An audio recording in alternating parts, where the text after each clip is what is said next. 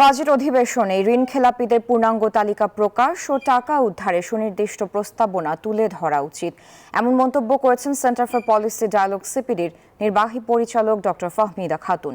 সকালে রাজধানী তেজগাঁওতে debate for democracy আয়োজিত এক ছায়া সংসদ বিতর্ক অনুষ্ঠানে কথা বলেন তিনি। ব্যাংক একীভূতকরণের সুফল নিয়ে আয়োজিত এই বিতর্কে সরকারি ও বিরোধী দলে বিভক্ত হয়ে বিতর্কে অংশ নেন রাজধানীর দুটি কলেজের শিক্ষার্থীরা। এ সময় তারা বলেন, ঋণ খেলাপির দায় কেন্দ্রীয় ব্যাংক কোনোভাবেই এড়াতে পারে না। দুটো ব্যাংকের ওয়ার্ক কালচার কিন্তু অর্থাৎ কাজের যে সংস্কৃতি সম্পূর্ণ আলাদা, এবং সেই কারণেই তো কেউ ভালো কেউ খারাপ। আপনি এই দুটার সাথে অ্যাপেল এবং অরেঞ্জকে একসাথে করছেন। ব্যাংকগুলোর এই অবস্থা, ব্লিডিং হচ্ছে, তাদেরকে কেন আমি আবার সুযোগ দিব? তাদেরকে পুরোপুরি ব্যাংক পরিচালনার দায়িত্ব থেকে অব্যাহতি দিতে হবে।